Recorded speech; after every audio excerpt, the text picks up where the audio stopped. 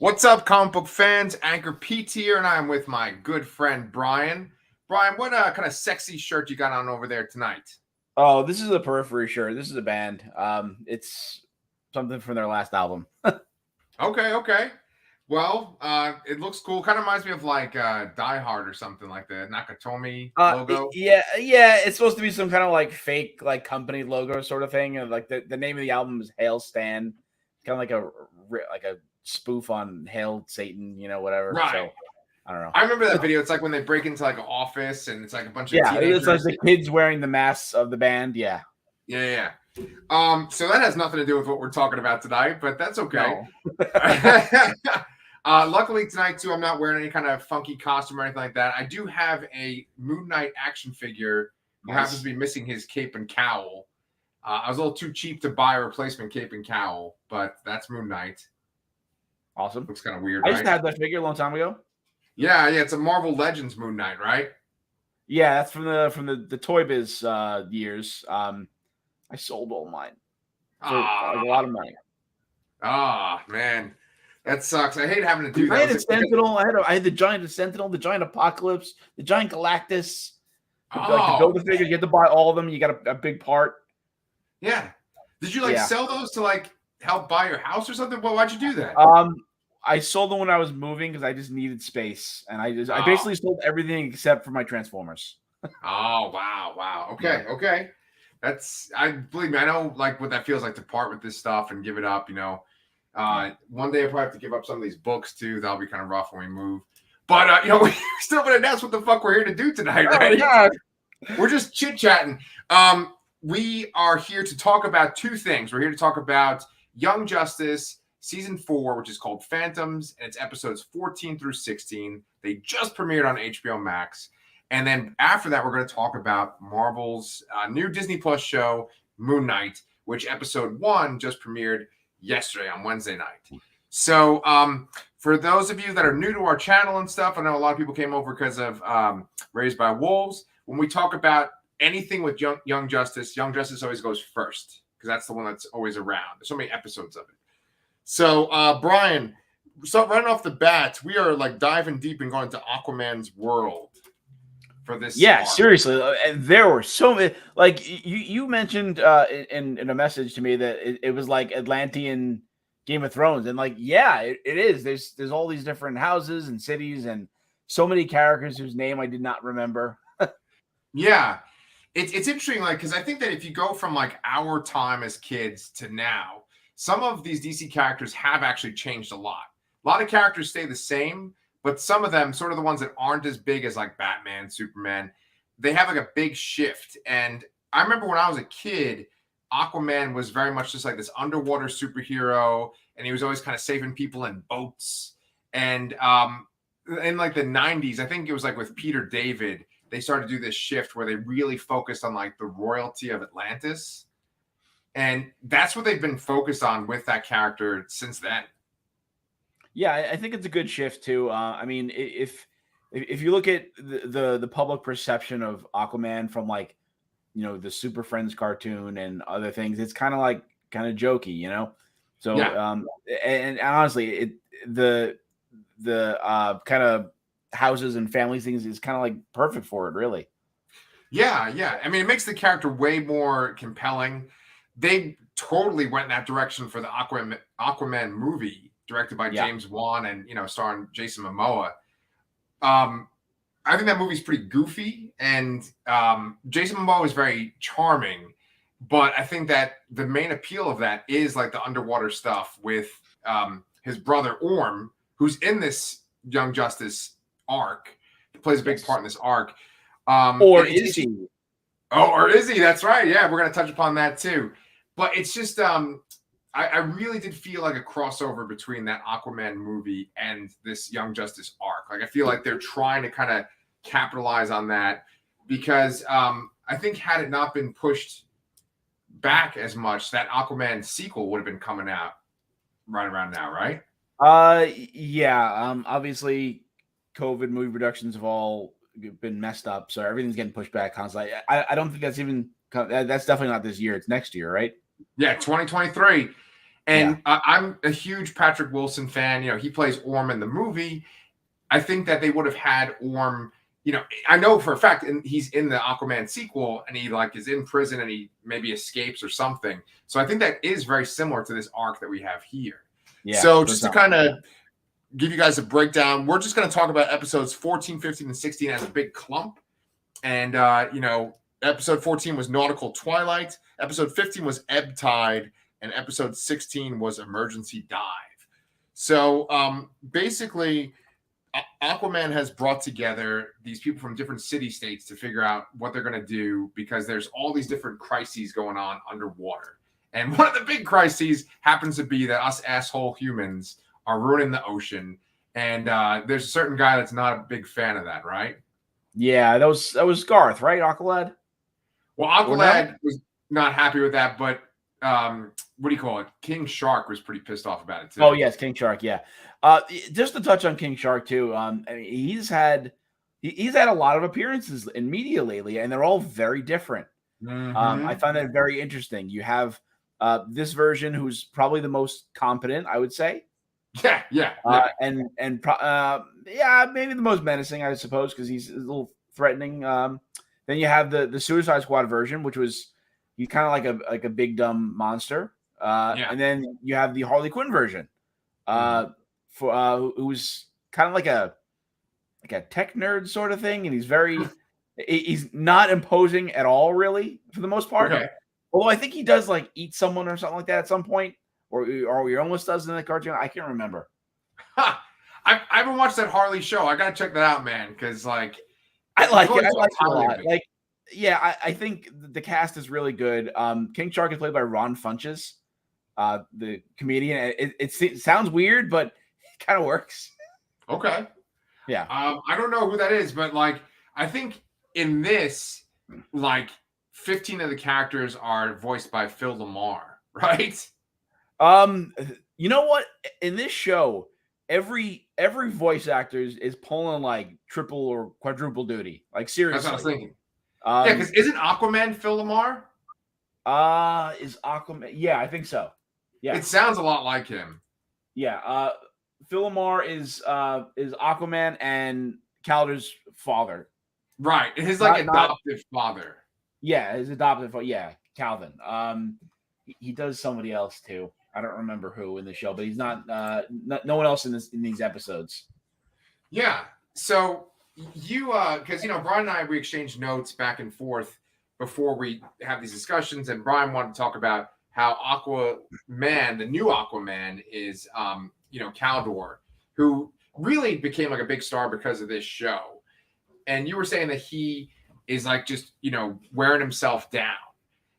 They're making a big point out of that. He's saying that he's doing all these missions for I almost said Aquaman, and then I almost said Arthur. I'm like, no, Orin. Yeah, he's doing all missions for underwater. He's still doing Justice League stuff, and he has a conversation with Nightwing about Nightwing has a conversation with him about how he just never slowed down. Not when what was the girl's name that passed? Tula, or not when Wally died, or and not when Connor. Or they thought Connor died. He just keeps going, keeps burying himself, and he's always had this giant responsibility on his shoulders. Especially too, like you think too, he spent a whole season undercover, as like a villain, and even his friends didn't know. That's got to weigh heavily on a guy, Oh, absolutely. He had to battle with some of his friends during that time. Yeah. And that actor that portrays Caldor, he does a fantastic. Who's that? Carrie Payton.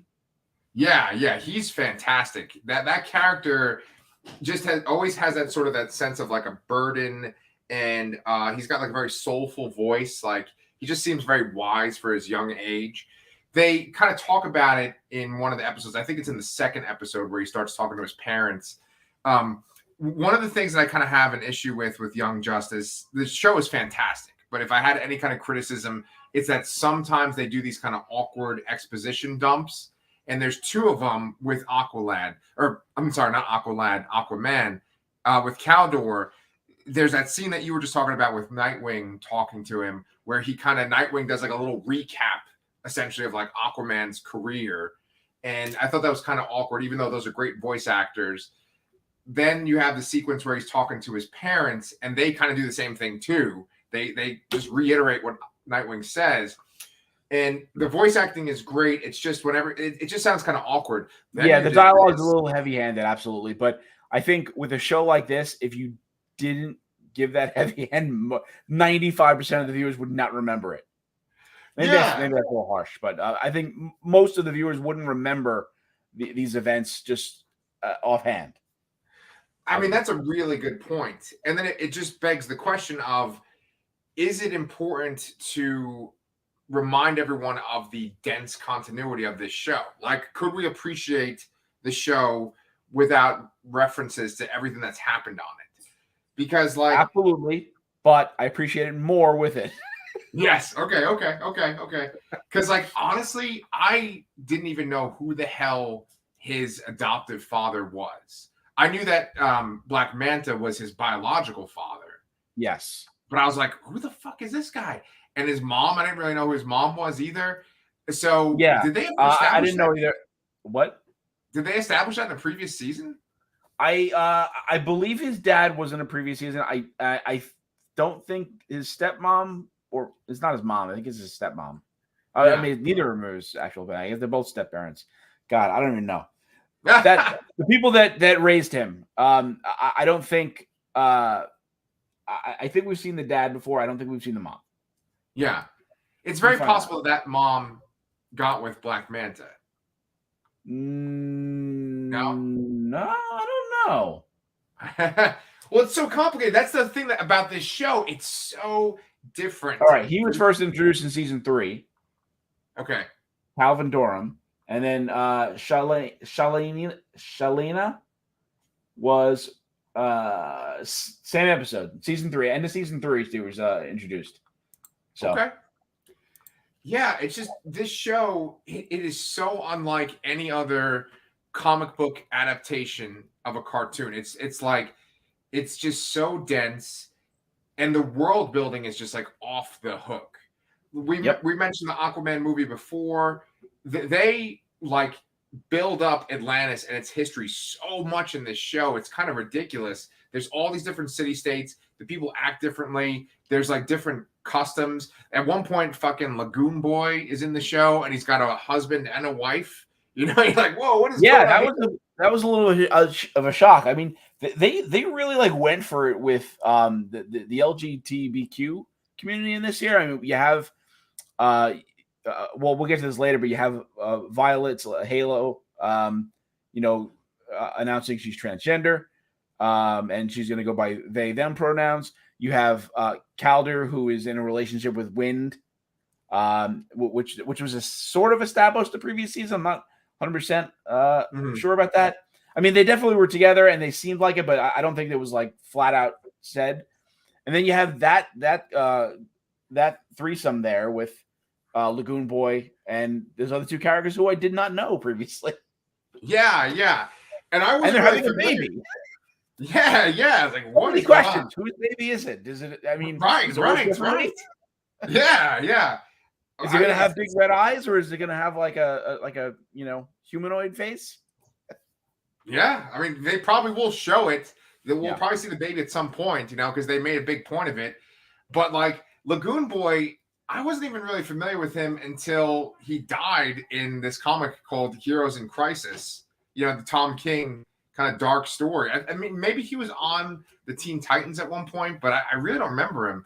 Besides that, I don't know him at all. But I mean, he's been in this show quite a bit. Right. At least since season. Wow, he was in season 1. Wow. He mainly appeared in season 2 though, in the which was the Blue Beetle stuff, right? Yeah. The invasion, the Reach people, yeah. Yes. Right. So I mean, it's just crazy because there's all these like background characters, and then they have their own histories, and you're just kind of supposed to keep track of all of it. And I just applaud the show because even though they do have that awkward dialogue that is like a recap of things, there is just stuff that you're just supposed to remember. And there's so many characters, So, Yeah. I mean, I feel like I say that every time we discuss this show. So, Yep. So do I.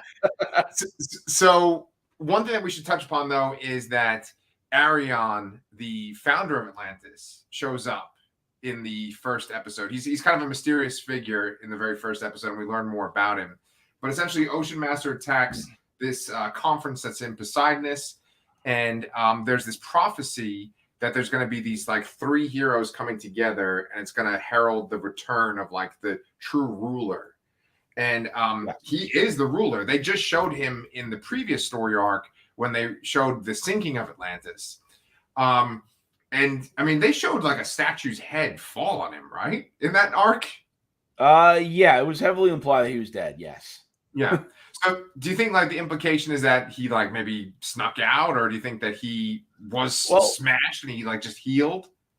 It's a comic book thing. I mean, you know, it's those last second rescues or death defying stunts that they always happen off screen and all that. Just, I mean, maybe they did intend for him to be dead at that point, and they said, "Oh, you know what? We want him back here." So maybe he didn't die then. So right. I'm not really sure where to land on that one. Do you think that he is actually Arion, or do you think it might be a clone? Well, now that we've established that Ocean Master is a clone, it's a good question. But I mean, we have to also take into consideration that Arion is a descendant of Vandal Savage, and he potentially, you know, is immortal. So it's very possible that he did die and he came back just like Vandal Savage, or he lived and he's just been around hanging around in shame for hundreds of years. It could go anywhere. Yeah. This show does such a fantastic job with Vandal Savage and his children. It does a really great job of just connecting all the different DC mythologies together. And if they were to really try to make like a DC like version, like a MCU type DC universe in the movies, they could use Vandal Savage as like kind of like a linchpin to connect everything together. And then I was going to say that there are still some characters that were in that underwater sequence that I wanted to reference too. They had like people that were mer people, like the Little Mermaid with tails and stuff, right? Yes. And then there was also a character too with Arion. There was a scene there. Arion was talking to this female mermaid character whose name started with an S, and I don't remember it.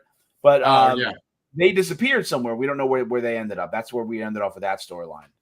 Yeah, yeah.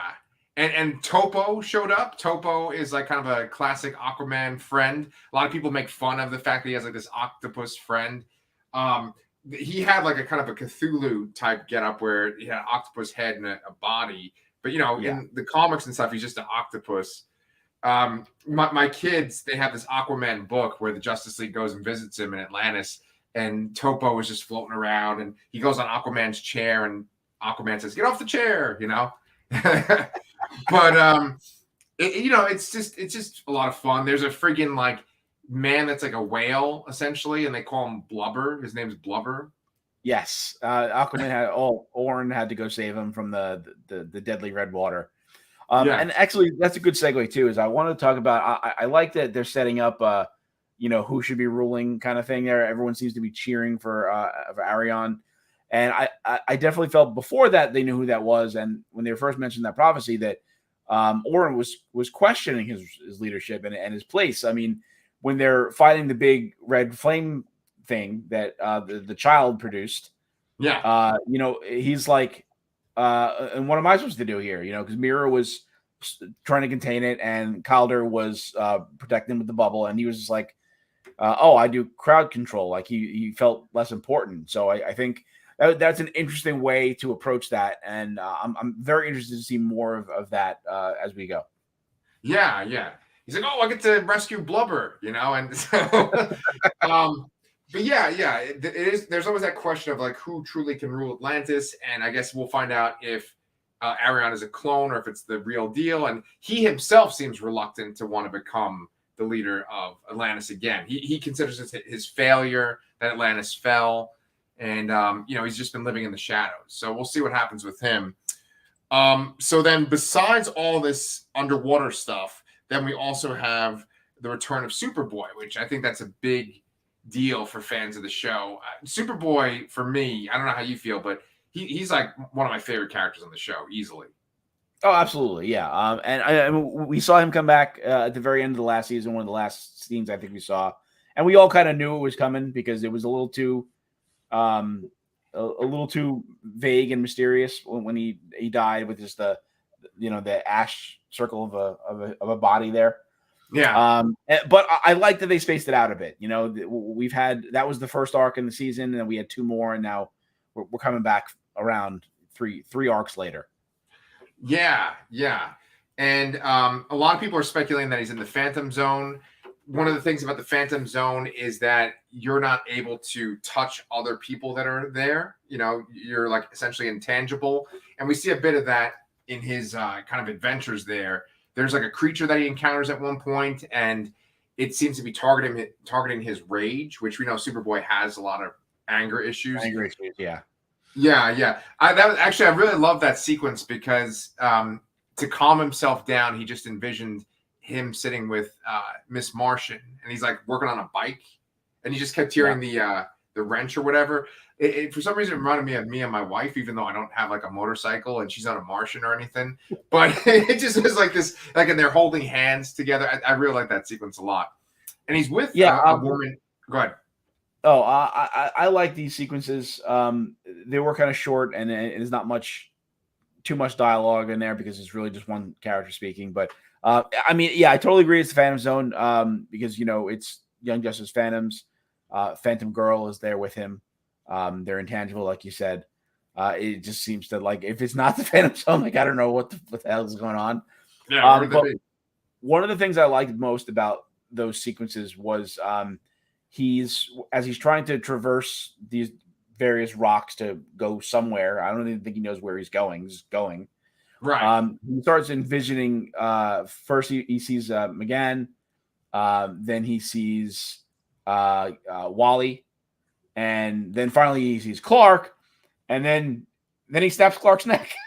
Yeah. But I thought it was interesting how, and it was honestly nice to hear Wally there, even though it wasn't him really there. Right.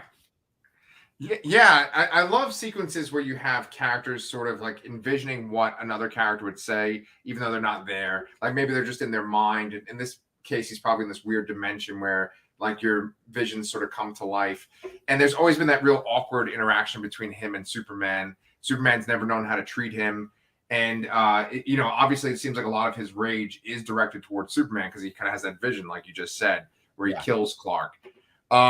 We then cut to Clark in one of my, I thought it was like the funniest sequence in the 3 episodes where he's like at Bibbo's diner and the 2 Legionnaires come up to him and they're like, hey, we want to talk to Superman. And he's like, oh, I don't know what you're talking about. And then he flies up to them later. And he's like, oh, my friend Clark told me to come talk to you. Right. And they're like, what the hell? Yeah.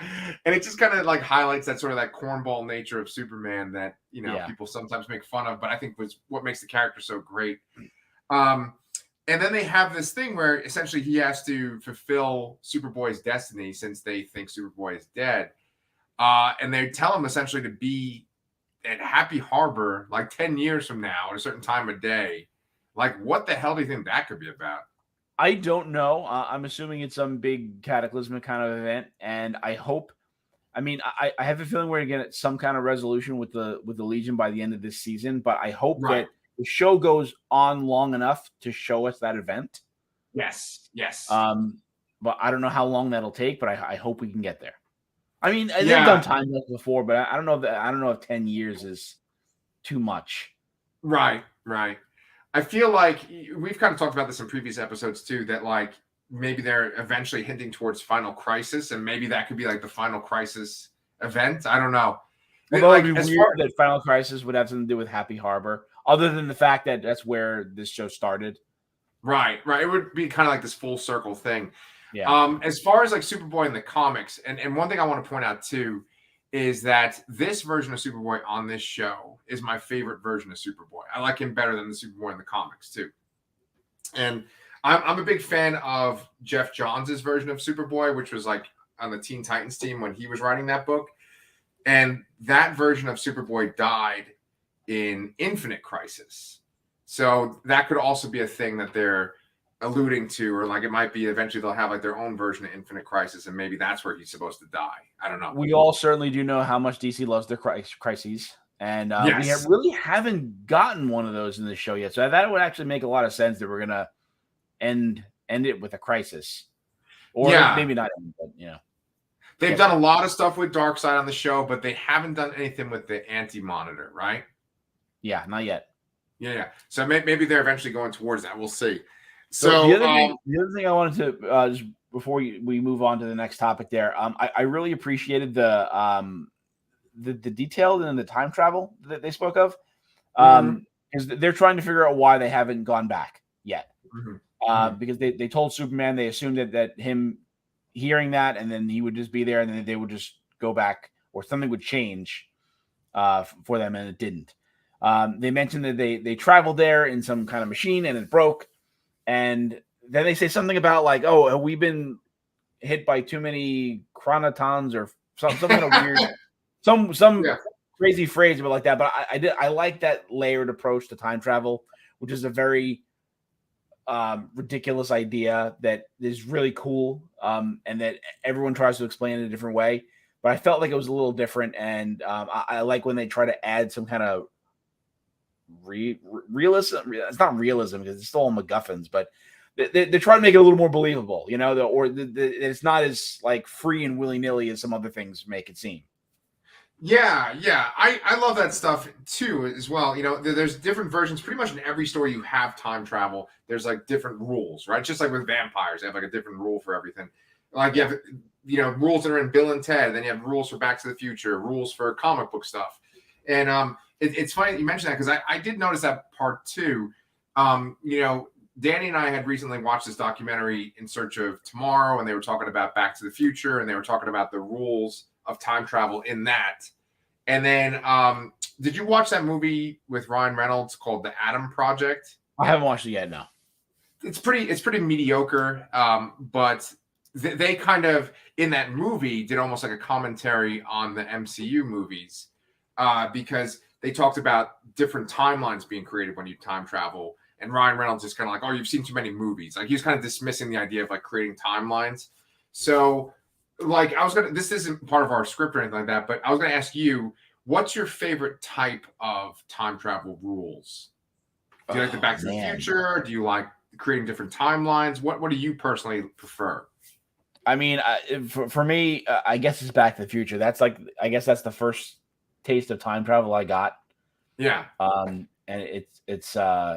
it's really the only thing I can think of right now after you said it. And there are so many. I like that one because it's like you can go back and you can affect things, and for the better or for the worse. And there's consequence to it, and it's not just like going back and having fun and then everything resets itself. I think in the instances where it's like you go back in time, it creates a branch or an offshoot. That's kind of scary to me because it's like, you're essentially, if you like, let's say you left a doomed timeline and you think you're going to go back and fix it, but like that timeline still exists and all that horrible stuff still happened and it's still happening or everything stopped. And it's kind of very bleak. So I kind of like the Back to the Future style because it's like there's some hope with it. Yeah, I agree with you on that one. It's just like, oh yeah, well, I guess that doomed timeline is just there. Everyone that died there is still going to be there. And I think that's kind of the approach that they're doing with Marvel because they're making it with the MCU because they're making it like you can't change the past. They try to change the past in Endgame, but it's like that all that stuff has happened. We can only take things from the past to kind of fix the future. And so I do like that type of time travel though, because it's sort of like the most realistic. It's not like magic where you can just kind of fix things. But I mean, we'll see what happens with this show and with the Legion of Superheroes, right? And how they deal with their time. And to close off the loop with the Legion too, the last thing we see in the second episode, I think, is we see the human, the alter ego, like the whatever you're gonna call them, of Saturn Girl and Chameleon Boy going to talk to Kid Flash. And anytime there's any kind of big crisis and all that, I mean, you always kind of think of Flash and on the first Crisis on Infinite Earths where he dies, and I know we already had Wally die, and but maybe they're setting something up here for him in that sense as well. Yeah, in the comics, there was this whole arc called the Lightning Saga where they brought Wally back from where he was. He was like in a different timeline, and the Legion of Superheroes actively were the ones that were trying to bring him back to the present. So maybe it's getting influence from that. I don't know. It was when Brad Meltzer was writing the Justice League. So it was, so that was a long time ago, but it might have something to do with that. We'll see. So then just two other things. You already kind of touched upon this, but like Violet, / Halo, she's decided to go by the pronouns they, them. In that scene, she goes and she talks to the biological mother of essentially like the body that she took over, right? And Yes. The mother, they had this whole conversation about wearing a hijab, right? I'm pronouncing that correctly, right? Yes. Yeah. And it just kind of blew my mind because you just don't see these kind of conversations in cartoons in general, especially superhero cartoons. It was just like a real adult discussion about being a woman, being a Muslim woman, choosing your gender, choosing your identity, real deep stuff. And I just really applaud this show for, thinking, respecting their audience, that their audience can handle this stuff, Totally. And similar to what you said before about exposition, I mean, maybe the dialogue here is a little heavy-handed, a little exposition-y, but I still think it's fine. I think it's really cool that they're broaching this stuff at all and with such detail and passion, truthfully. I mean, the problem with fandom in general is that there's so many different branches of it, and it ultimately seems polarized, where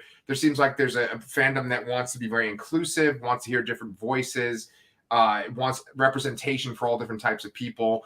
And then there's the fandom that wants like the kind of the old school, just kind of white male superheroes. And there's like kind of a clash over it. And that becomes so much of the dialogue. I like Young Justice because it's like, you can kind of have your cake and eat it too. It's not all just about sort of, establishing new characters and that are representing everybody. That's a big part of it. But there's also the crazy cosmic DC shit. And there's like, all the aspects of DC are covered in the show. It's like ridiculous. Yeah, no, and I feel like Young Justice really sits right in the middle of that there too. It's keeping the tradition of the old and then bringing in new things, which I kind of feel like where we sit in the spectrum there. Like I'm not opposed to all this new stuff. I'm not opposed to changing the old stuff. So I appreciate the old stuff. I appreciate the new and the new directions, the diversity, and yeah, no end for that sentence. Yeah. Well, no, but you know what? It kind of transitions to our last point about Young Justice that we can make, which is that one of the shows that has gotten the most pushback about kind of pushing the envelope and representation is Doom Patrol, which you and I just finished our run covering season 3. And boy, was I fucking happy to see Robot Man at Beast Boy's Intervention. Yeah. So, and do also, you know the voice actor? Yes, Harry Payton, same one that does Aquaman, Calderon. Oh, okay, cool. Yeah, so he kind of was channeling Brendan Fraser a little bit, didn't you think? Totally thought that, yeah. Yeah. But obviously not as many F-bombs. Right. And I felt like the way that he was drawn, the way that he was animated, even more than the live action show, it kind of captured the idea of like, this is just a brain in a metal bucket, Yeah. Because on the live action show, his eyes kind of move around and stuff, but in this, it's just just a brain in a bucket. He really tried to help Garfield with his intervention. So did I think he had Blue Beetle, right? Was there? And yeah, Jamie Red, Blue Beetle, and was that Static? Shock. Yeah. So Static and him, and then Wonder Girl. Right. All characters that I love, actually. I'm a huge Blue Beetle fan. I love the original Static comics. Big fan of those. Garfield is just not having it. And it's kind of funny because he's talking to some characters that have like suffered probably as much as him. I mean, Cliff has definitely suffered as much as he has. Yeah, especially with the all the name drops they said. I believe was it even Gar that said it about all the losses experienced. And then Uh, they name yeah. was it? Yeah, and then they name drop basically everyone from Doom Patrol. Yeah. But it's interesting because they said negative woman. I don't think they said Larry. They didn't. They said negative woman. Yeah. Yeah. Yeah. I mean, I guess that was supposed to be Valentina. Yeah. They might have even said Valentina at some point. I'm not sure. But that was my assumption. Yeah, they said his mom. They said Rita. I'm pretty sure they said the chief. Yeah, they definitely said Chief. Yeah, they said Ted, which I'm assuming that's Blue Beetle, but there's a couple of Teds in DC. Could have been also Wildcat, you know? Oh, yep. He's a Ted too. So I'm assuming though they meant Blue Beetle, the original Blue Beetle though. Yeah, I would imagine because he's died a few times. Yeah. But that didn't even work. And so we'll see, like the big kind of to be continued moment for that was, he has to go to at least one psych evaluation from Black Canary, or otherwise he's not going to be on any of the teams. So yeah, I mean, I'm curious to see what his response was. I was about to say like he's not going to care, but I guess then he has to give up his fancy room. Probably just want to do that. But I mean, this is an interesting turn. I'm glad they did something like this. I think the last arc, I was speculating that he might be suicidal, and I'm still not totally ruling that out in this year. yeah. But I am very interested in every one of these storylines. And speaking of that, I feel like this has been the most diverse they've been this season with storylines. Like they've generally had an A and a B story, but this is like A, B, C, D, E, F, G this time, and it's much more, feels a lot more like seasons 1 and 2, and to a lesser extent 3. And I really like that. And I think my absolute favorite thing, when we sort of touched on this in the beginning with the Aquaman stuff, I love that this all took place during the last arc, or half of it did at least. I love that it's crossing over in that sense. It's almost kind of reminds me of like that weird 4th season of Arrested Development where you got like clumps of the same character together, and then you'd see it coming in at various points and repeating. But I really appreciated seeing that and just seeing the continuity there, because it was kind of lacking. The larger world was lacking because they were hyper focused on these little storylines. Yeah. I mean, that's a really good point. It is really cool when things are like simultaneously happening. And that's, of course, what we saw with like the chaos magic that almost destroyed Poseidonus, Yes. So, but we're going to move forward with this show. I think that we're going to find out what is going on with Arion. And I think Connor's going to get closer to maybe coming back. And, maybe that'll be what'll help Beast Boy get out of his funk, is Connor's return. We'll see. Hopefully, yeah. Yeah. Cool, man. All right. Well, so then we're going to shift gears and we're going to go over to the next MCU show. We're going to go over to Moon Knight, episode 1, which was titled The Goldfish Problem. I like to do a little background story whenever we cover one of these MCU shows, because it's always very interesting, like who they pick to make these things. Like, it's like, oh, what were they thinking? Like, what kind of theme were they going for? What kind of genre are they trying to evoke? Because all these shows are different genres. So the showrunner is Jeremy Slater, and he actually co-wrote the screenplay for the Fantastic Four movie that was in 2015. Yeah, and then he also co-wrote the live-action Death Note movie. Have you ever read Death Note by any chance? I have not. Yeah. It's a manga, and my daughter was reading it. I actually read a little bit of it. It was really fucking fantastic. But I think that people were not really fans of the Netflix movie. No, and I think Willem Dafoe was like the monster. The creature? Yeah, I don't know what his name is. Yeah, no offense to Willem Dafoe, but he kind of looks like the creature in the manga, so, But Jeremy Slater, besides that, he also was the writer they had an Exorcist TV show, and he was the writer on there. And it's funny, in my notes I wrote, he has written for the Exorcist TV show and the Exorcist. So I there's some other show that he wrote that I guess I didn't write down the name of it. Wherever the case is, there's 6 episodes. He is the showrunner, and then you have one director directing 4 of the episodes, and then you have a duo directing 2 of the episodes. The director that directed this first episode, his name is Mohammed Daib, and he is an Egyptian screenwriter and director. And I was actually really happy to read that because this show really leans heavy into the Moon Knight Egyptian mythology. So, do you feel like this show is similar to anything in the MCU we've seen before? I would say maybe the closest thing might have been like either Doctor Strange with a slight crossover of Falcon and Winter Soldier. Oh, so far. Okay. That's interesting. I feel like a little bit, but it still feels fairly unique. It feels very separate. I can't imagine how they're going to cross over into things. And I saw your suggestion, which we'll bring up later, I suppose. But I don't know if that's going to happen. I don't know if that would even work. Okay. Because it feels very different.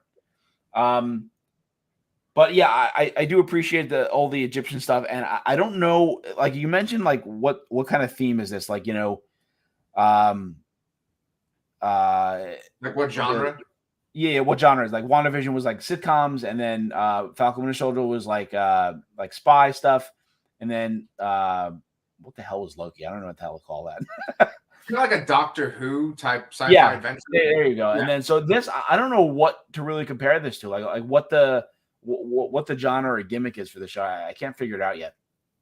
Yeah, that's a really good point. What's interesting about like the Moon Knight character, right, from the comics, is that he's like a street level hero. He's like Daredevil, right? He's like Batman. People always compare him to Batman, but he kind of fulfills the same functions as Batman, but such a big part of the character is his mental illness.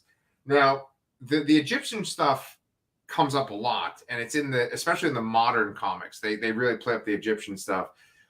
But in general, it's always like there's the Egyptian stuff, and it's fucking with his mind, but he's always doing like street level stuff. So like just picture Daredevil, but he's a lunatic, but he's still doing the Daredevil kind of stuff of just fighting thugs and like the Kingpin and stuff, and like street level bad guys. That's what Moon Knight is like. Yeah. It's not like he's really fighting like god level people.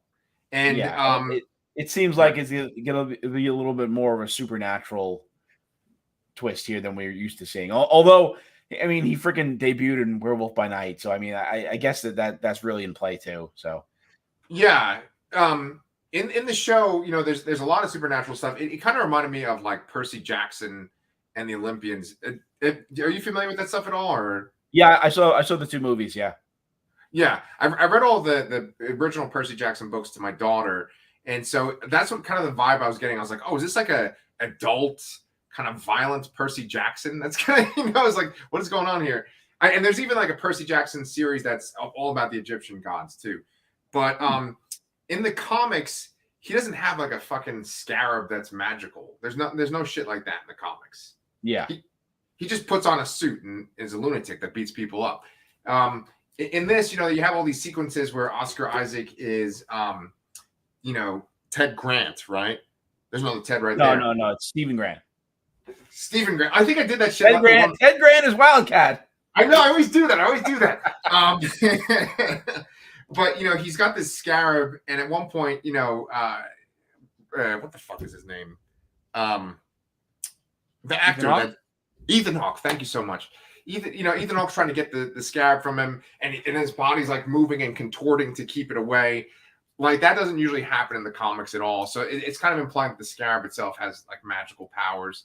I think that like at the very end of the episode when his suit kind of comes to life, I think that's because of the scarab. I don't think that's like inside of him. What do you think? Yeah, I think the scarab probably has something to do with it. And I think we have to bring up the personalities here. That the suit and the seems definitely more tied to Mark Spector, and that's honestly that's the personality that I'm most familiar with because that's generally the primary persona of his. And Steven is an alternate. Right. And Steven was fairly different than I remember from the comics too, because he's this like kind of wealthy, like playboy, almost like a Bruce Wayne-ish sort of thing.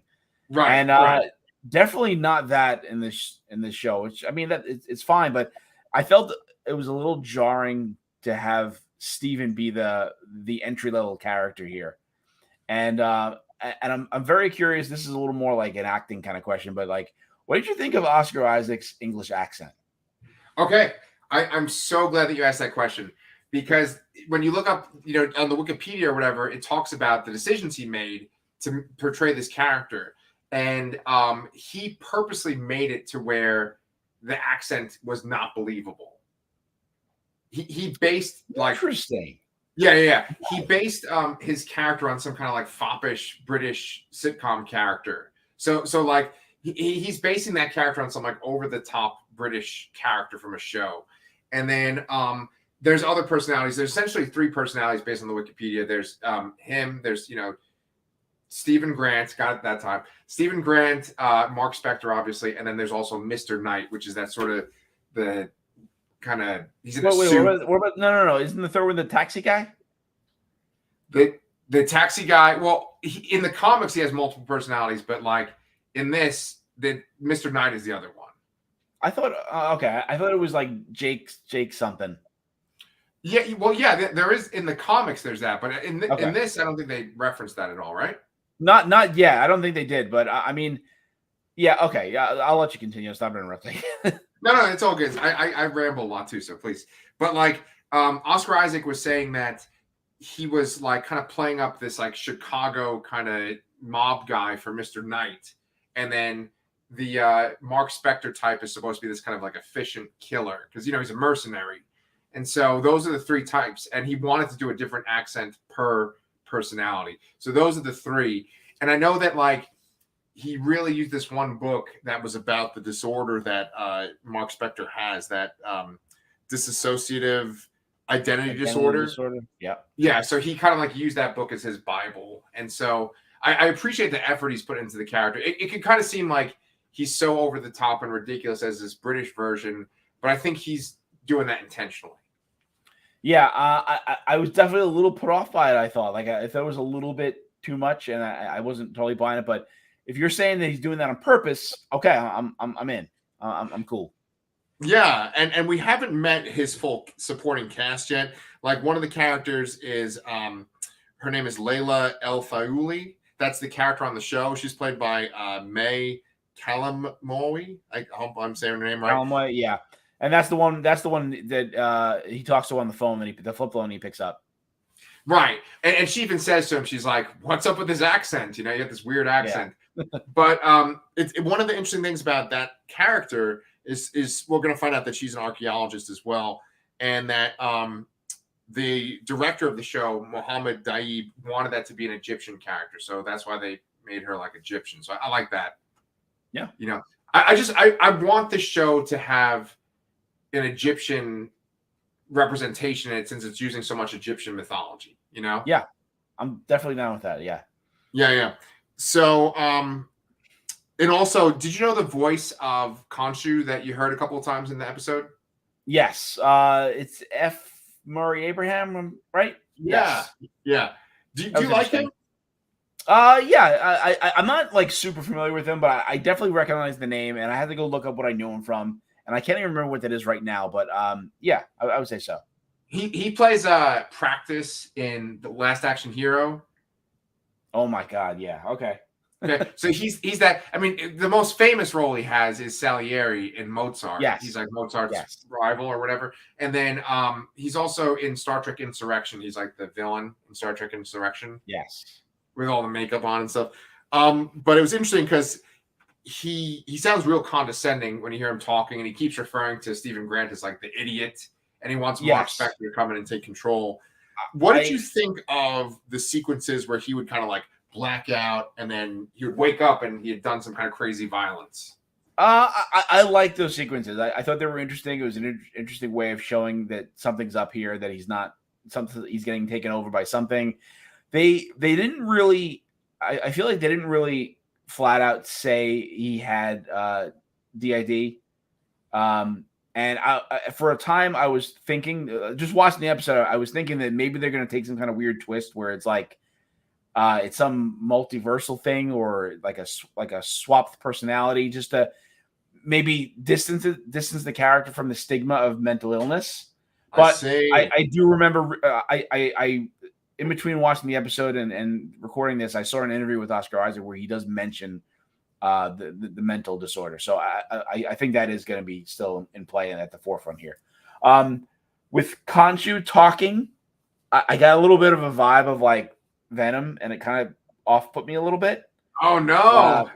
Because it was a little too jokey, I guess. Right. And I know that's a staple of the MCU to insert humor everywhere. I generally do appreciate that, but I don't know. I feel like this show needs to be more in line with like Netflix Daredevil than with anything else that sits in the MCU.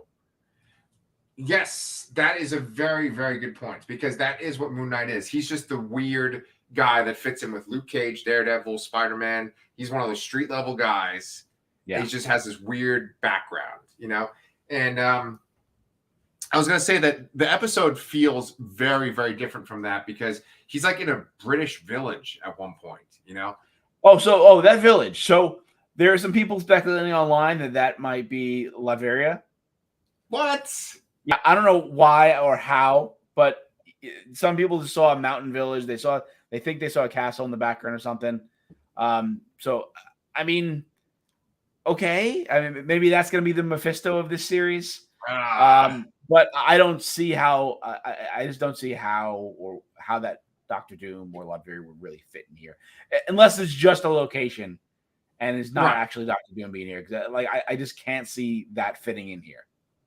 Yeah, that would really draw interest in the show, because one of the things is when I'd be on Twitter, I'd see a lot of people be like, I don't care at all about Moon Knight, or I know nothing about Moon Knight. I don't care about Moon Knight.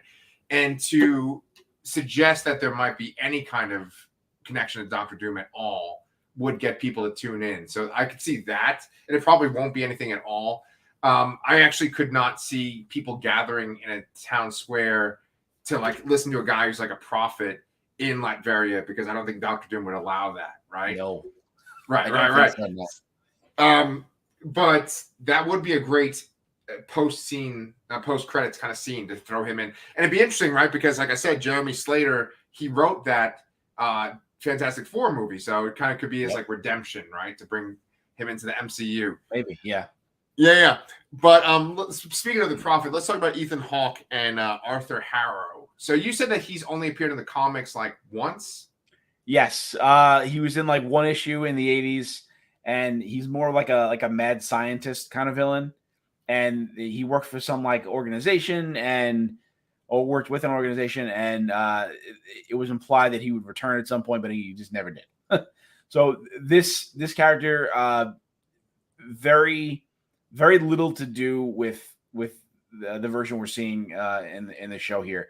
The only kind of similarity you can see is that one of the hallmarks of the character was that he had this like weird, he had like a facial disfiguration that was kind of like a painful, paralyzing something to do with his face. And I don't know, I maybe can draw some very loose lines to Ethan Hawke breaking a glass and putting it in his shoe and walking in it. Okay. Yes. Maybe, but other than that, it seems like name alone, you know, because that character was more science based, and this is clearly more spiritual based. Right, like supernatural. Yeah, absolutely. I'm really glad that you referenced that scene in the very beginning, because I thought that was like sort of the most different kind of sequence than we've seen in the MCU, where you know, he shatters that glass and he puts it in his shoes and steps in there. It reminded me of this movie that I saw. One of my favorite movies last year is called Saint Maud, and it was a character that was like she was devoted to Christianity, and she put something very sharp in her shoes and stepped in them. So I think that was probably an inspiration. And that sequence, you also had some kind of like, I think it was almost like a country song playing during that sequence. And then you had some like oldies music after that with Oscar Isaac too, So it's just like very different. And I think that for Ethan Hawke, it is like he's not that character from the comic. They just kind of took his name, I guess, essentially. But it seems like the character of Ammit, or like the Egyptian god Ammit, like he is not necessarily the avatar of, but he is a prophet of, right? Yeah, I would think that. Yes. Yeah. What do you think that he did to that old woman when he judged her with the scales? Do you think that he like took her soul? Do you think he just killed her? I mean, it is like the devourer of souls or something like that. So yeah, I think that I think it's a she. I could be wrong. Okay. Devoured her soul. Yeah. Okay. Yeah. And he has obviously he has people that work for him. There's people that were serving him in the museum that Stephen Grant worked in. So yeah, that was one of those weird things where it's like, that we also saw in like Falcon and Winter Soldier, like, you have the villain walk in somewhere and you think you're in public, but nope, you're surrounded by all their followers. They just happen to be everywhere all the time. Yeah. And it just got me thinking, like, how many freaking like weird cult things are there going on at the same time? And it always brings up that thought of like, what the hell is everybody else doing while this is going on? Like, we're all the other heroes. And I know, maybe in like the MCU, maybe one out of every 5 people is just a normal person, and everybody else is like in a cult, or is it Hydra, or is it Skrull, right? Yeah. Like you're just the weirdo being the normal person, It's like, oh, what cult are you in? Like, oh, I'm in this one. Oh, okay, that's cool. I haven't heard of that one. Right. Which is kind of funny because the comics kind of are like that too. But yeah, that's true. Yeah. But I dug it. I haven't disliked any of these MCU shows yet. I've had issues with each of them, but I thought this was fun. I want to see where they're going to go. There's only 6 episodes, and often with Marvel, there's sort of like a main villain, and then there's like kind of like a background villain.